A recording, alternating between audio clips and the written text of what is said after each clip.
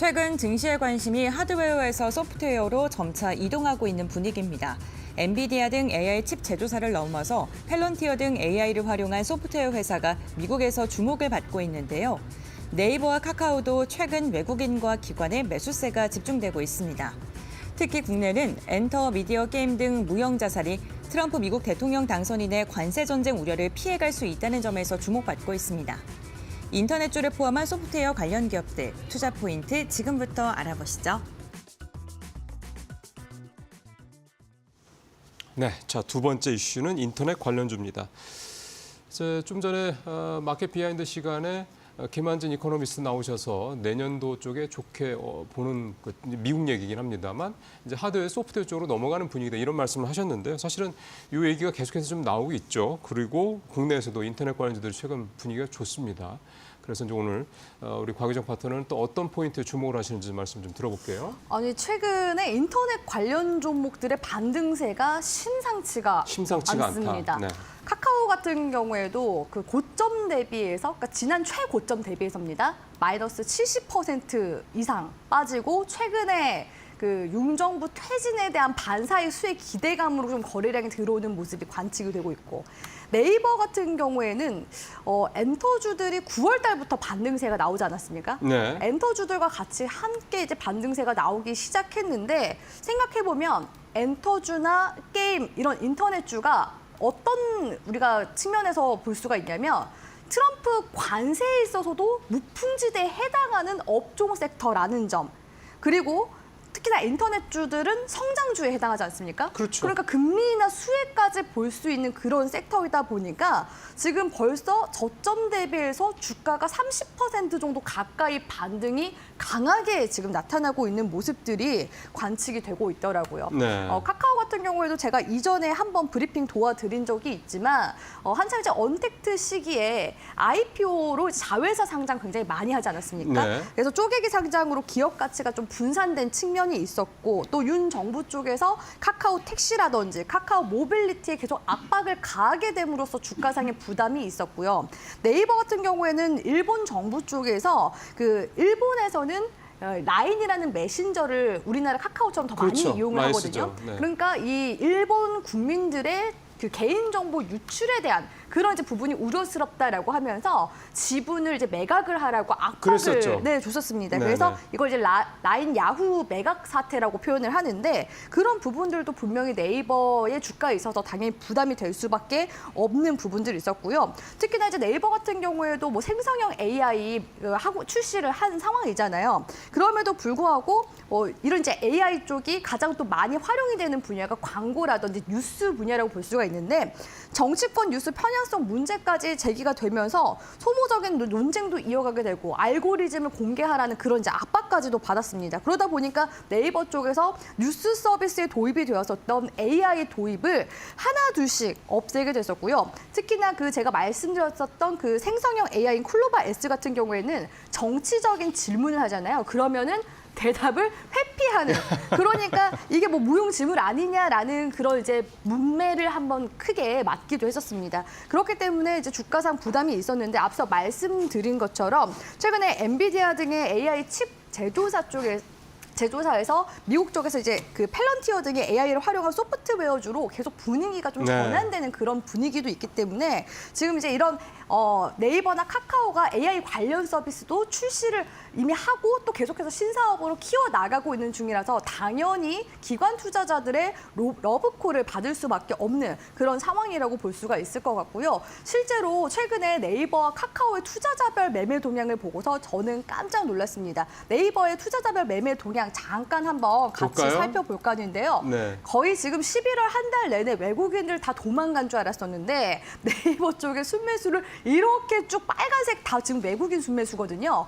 계속해서 11월 내내 이어온 모습 볼 수가 있고요. 카카오도 역시 마찬가지라고 볼 수가 있습니다. 카카오 같은 경우에도 최근에 외인기관 쪽에서 수급이 강하게 들어오고 있고, 특히나 연기금 쪽에서 수급이 받쳐주고 있는 네. 모습들 관측이 되고 있거든요. 그러니까 이렇게 투자자별 매매 동향에서 확인하다시피 순매수가 들어오는 데는 다 이유가 있다라는 부분들도 같이 체크해 볼 수 있고, 실제로 이런 인터넷 관련주, 네카오 관련 종목들이 영업이익도 지금 개선세를 보이고 있기 때문에 지금 지금 시점에서는 인터넷 관련 종목들 지금 저평가 메리트 충분히 있는 그런 상황이라고 볼 수 있을 것 같습니다. 그러니까 지금 한 30-40% 올랐는데 저점에서 여전히 좋게 볼 수 있다 이 말씀이신 거잖아요. 그렇죠. 외국인 매수세가 지속적으로 지금 들어오고 있다는 것은 저평가 메리트가 강해서 보통 제일 최바닥에서 외국인이 들어오고요. 그다음이 기관, 제일 마지막에 들어오는 게 개인순이라고 본다면 지금도 아직까지 메리트가 충분한 그런 상황이라고 볼 수 있을 것 같습니다. 알겠습니다.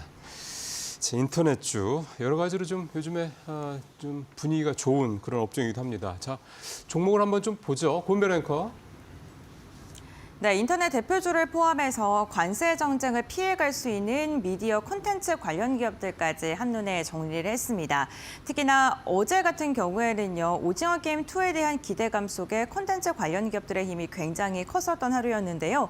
대표적으로 아티스트 스튜디오 같은 경우에는 가격 제한폭까지 상승을 했습니다.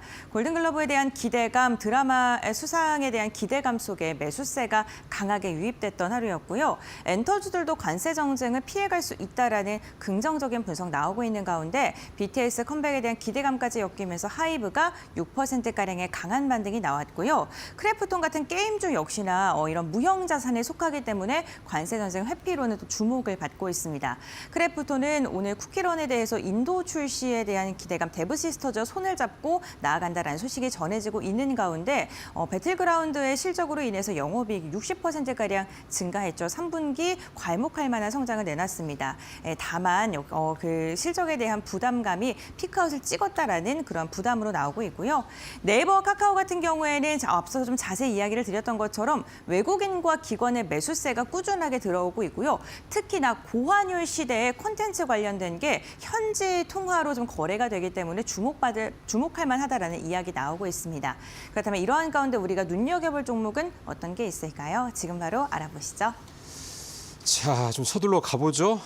인터넷 관련주. 우리 곽유정 파트너는 어떤 종목 보세요? 네, 외국인 순매수가 지속되고 있는 네이버를 아까 주목을 하고 있는데요. 외국인 순매수 보여주셨죠? 네, 네이버 그러면은 재무적인 부분도 한번 볼까요? 예. 이 네이버나 카카오가 사실 언택트 수혜로 엮였었거든요. 그러면 언택트 시대 때 보통 최고 실적을 냈었던 기업들이 최근에는 안 좋은 실적을 보이는 곳들이 많습니다. 그런데 네이버 같은 경우에는 매출액이 오히려 코로나 팬데믹 때보다 훨씬 더 증가했고요. 영업이익 역시도 마찬가지라고 볼 수가 있습니다. 특히나 올해 3분기 같은 경우에는 실적도 이제 보시다시피 창사 이래에 최대 매출과 영업이익을 달성을 했고요. 지금 전 사업 부문 역시나 고르게 지금 매출 성장세를 보이면서 매출액 역시도 전년 동기에서 11% 정도 늘어났습니다. 쇼폰 동영상도 지금 강화시켜 나가고 있고 성과형 광고 시스템 도입 등으로 인해서 광고 분야에서 특히나 두드러진 이런 매출 성과를 내고 있는 중이다라고 볼 수 있을 것 같고요. 사실 이제 네이버 웹툰 하면은 올해 가장 많이 화두가 됐었던 부분이 네이버 웹툰의 나스닥 상장이라고 볼 수가 그렇죠. 있겠죠. 네. 웹툰 시장 같은 경우 특히 해외 유료 콘텐츠 매출 연평균 성장률이 2019년도부터 2022년도까지 무려 122%대 지금 성장세를 기록을 하고 있고요. 네이버 웹툰이 수출한 경제적 파급 효과만 하더라도 2조 가량이 된다고 볼 수가 있을 것 같습니다. 그렇기 때문에 이 네이버 지금 웹툰 나스닥 상장을 지금 기반으로 해서 계속해서 북미나 일본, 유럽 시장에도 진출하겠다라는 그런 전략들 계속해서 세워나가고 있다라고 볼 수 있을 것 같고요. 지금 네이버 쪽에서도 이런 이제 AI 신사업에 대해서 진심이라고 말씀드리지 않았습니까? 지금 현금성 자산만 하더라도 올 3분기 기준으로 해서 약 한 4조에서 5조 가량을 지금 보유하고 있는 데다가 최근에 이제 불필요한 비핵심 자회사들을 한꺼번에 지금 정리를 했습니다. 무려 15개사가 네이버에서 제외가 됐기 때문에 이러한 자회사 매각과 같이 함께 지금 신사업에 대한 계속해서 추가적인 기대감 가져갈 수 있는 시기여서 네이버 우리 시청자분들이 계속해서 주목해 보시면 좋을 것 같습니다. 좋습니다. 자, 그다음에 우리 서 차장님은 어떤 종목? 네, 저는 뭐 인터넷 기업 하면 대표적인 카카오 좀 말씀드릴 수 네이버, 있을 카카오, 것 같고요. 맞습니다. 성장성에 대한 부분들은 뭐 다 설명을 해주셨듯이 뭐 긍정적으로 볼 수 있겠고 카카오는 현 정부와는 조금 반대로 움직이는 경향들이 좀 있습니다. 그러다 보니까는 최근에 좀 올라오는 모습이고 네. 과거 박근혜 탄핵 시절도 생각해 보면 탄핵 소환이 딱 발의되고 그때부터 주가가 엄청 상승을 했거든요. 네.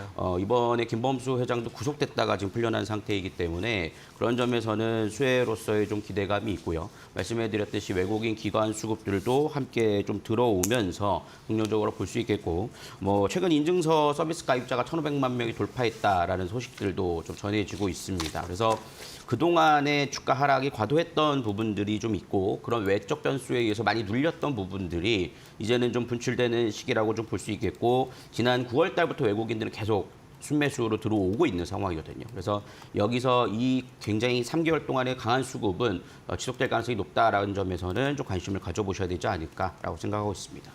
예, 사실은 뭐 네이버, 카카오에 뭐 두말할 여지가 있겠습니까? 일단 두 회사 모두 우리를 대표하는 인터넷주들이고 여러 가지로 뭐 최근에 또 분위기가 좀 좋아질 면도 분명히 있고요. 잘 좀 참고하시고 대신 요즘에 좀 올랐다라는 거 좀 참고하시길 바라겠습니다. 오늘 두 분 말씀 잘 들었습니다. 고맙습니다.